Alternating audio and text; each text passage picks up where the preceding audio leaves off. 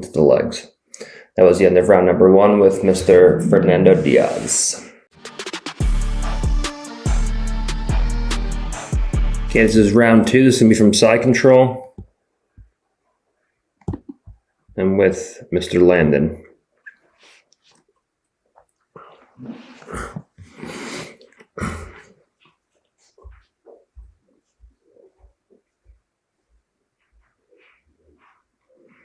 You see the second he goes to heist up from here, immediately making sure I get my knee outside his knee and hip,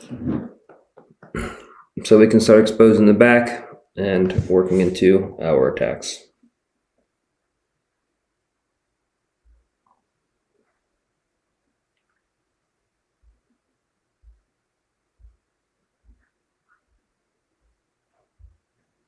Nice little roll through action there. Getting to the far waist, or the far wrist, putting him down, and exposing the back. Also, I have no idea how long I'm going to let my hair grow. It's just like a thing at this point, so hope you guys are enjoying that. See, right from here, he gets to the overback. The whole thing, just to get my knee outside his knees and hips.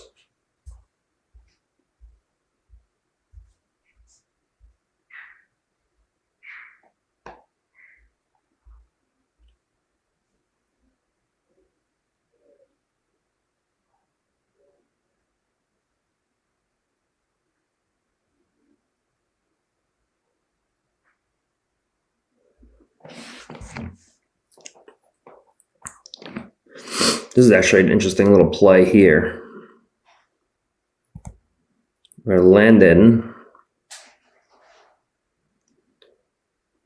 tries to get up right into that overwrap of that leg. But you see, when he does, I already have, like, you see how it's so hard to get your knees caught together in this position? Like, you have to do so many things wrong in order to end up here that it's just like, it's not even like a realistic position to be in.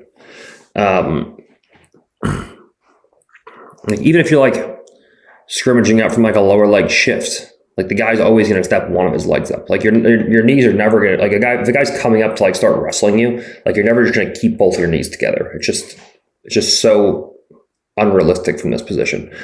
But anyways, you see, he tries to come up and tries to go for the overwrap of the leg. I just dominate the hip with my knee.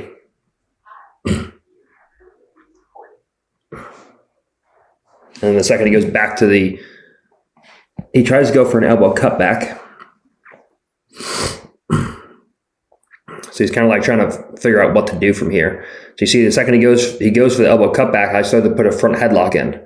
So now if he was to go for an elbow cutback and came to my leg, I would just fall to my right hip, slide my left knee in, go sumigachi. He realized this and he's like, you know what?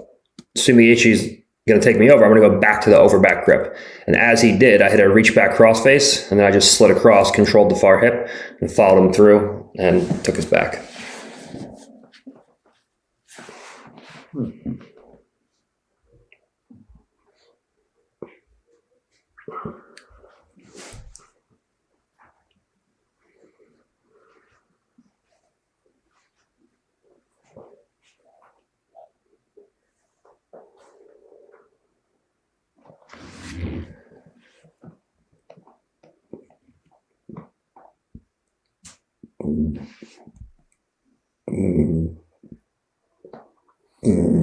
Look at that camera work, dude. It was pretty good camera work. This is actually an interesting exchange. I think Landon actually laughs after this because he thought he had me beat because he got on top and his knee was on my hip, and I just pushed his knee right back inside and like ended up taking his back or coming back on top. So you see from here, I look to start scooting around the corner, but I actually let his knee get to my hip. So I'm like, you know what, we'll take it deeper into the threshold now. And I'm going to actually let Landon's knee get to the outside of my hip from this position. So Landon's like, man, I got this beat. So as he goes to start driving me down to the floor, he's like, man, I'm on top. I'm in top position now. I'm dominating his hip from here. So I should be able to win. as he went to go solidify top position, I just took my right hand and just pushed his knee right between my legs and ended up in a cross body ride, and then just took his back. And he actually like smiled at me. I mean, he kind of smiled and just laughed about it, and he was like, God damn it. But that was a cool little exchange. Like I let him get all the perfect position and then just recovered by pushing the knee back between my legs.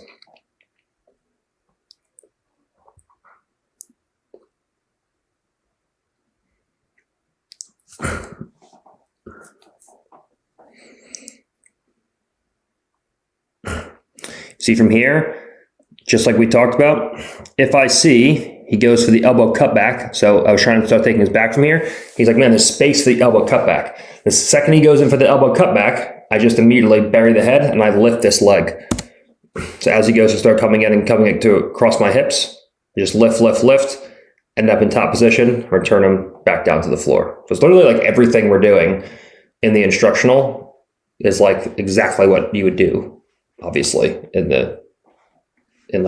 real time.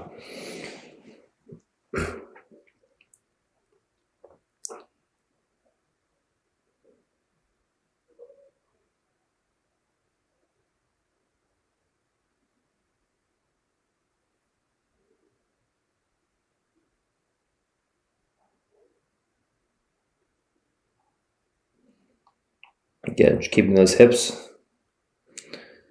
right between the knees.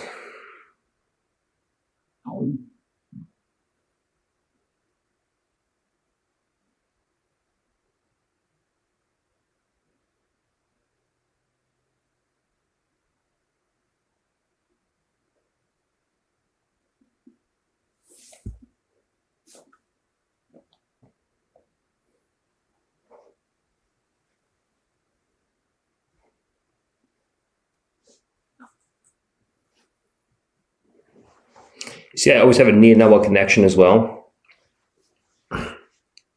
This is interesting.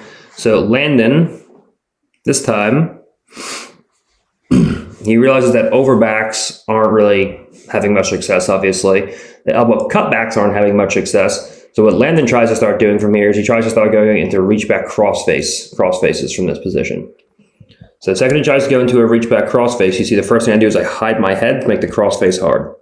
Let me fall back down into bottom position. I'm still keeping that knee and elbow connection to make it hard for him to start stepping outside my hip. And then from there,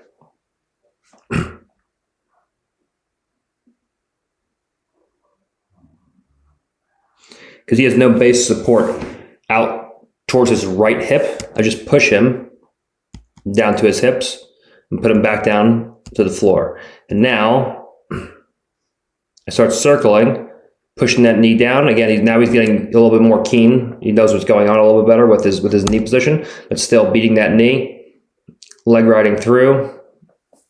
He goes to chase, and because you start with height, it's so much easier to start beating your partner because of the fact that you start higher than them, you're on top. So it's much easier for you to maneuver when they're carrying your body weight than if you were in bottom position.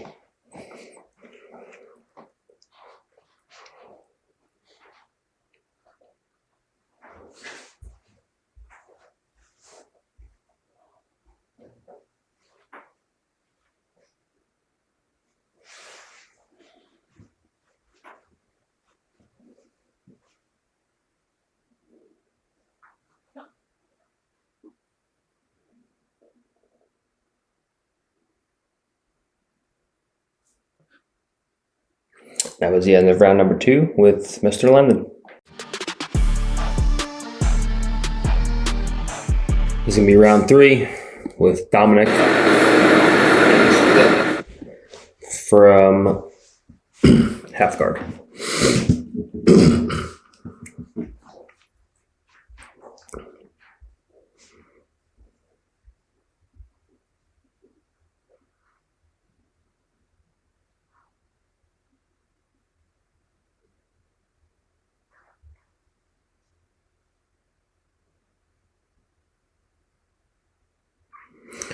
Dominating that far hip.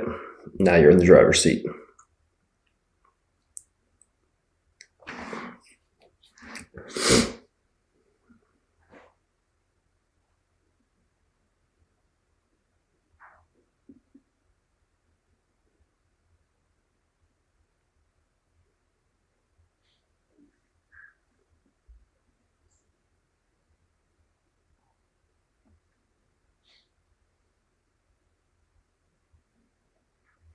I should really do a video on how to properly use this, like systematically attacking the scrimmage overback grips. Do like these and reverse overbacks, and because it is a good position. Like, you see, I'm using it effectively, and whenever the guy puts me on bottom, like there's a YouTube video that's already out when you guys are watching this. Should already be out when you guys are watching this. About me just doing live rolls, and I use it from top and bottom position. So just because I'm better at the position than the rest of the guys, but you can use it effectively. Let's see here. Lifting, returning him back to the floor, then posting on the hip. Leg riding. And mount. See, everyone focuses on the upper body grips. It's really the battle is going to be fought at the lower body most of the time. Like, obviously, there's like cutbacks and stuff like this. There are exceptions, reach back, cross faces, but if you can dominate the lower body battle, you're going to be in a good position. You see from here, I got to the far wrist this time. Hiding my legs from safety. Then passing off of that.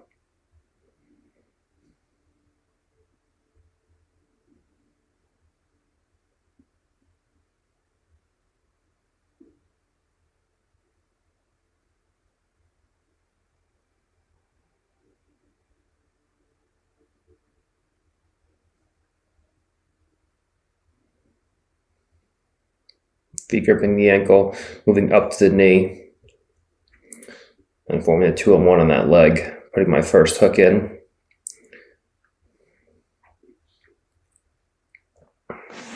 That was an interesting little scrimmage there. So Dominic correctly did the right thing, where he tried to go into an inversion from here.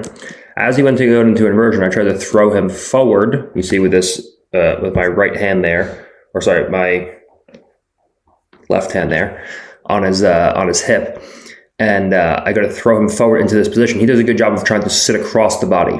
If he can sit across the body and use a right-handed elbow cutback, he's going to end up on top of me. So as he goes to throw himself across the body and goes for that cutback, I immediately come up. So the cutback is hard. And now from here, I use that to drive my knee across to his far hip. As I go to drive my knee across to his far hip, he tries to resist by coming forward towards me. And as he goes to come forward towards me, I use that forward momentum to slide around so that he falls into my lap.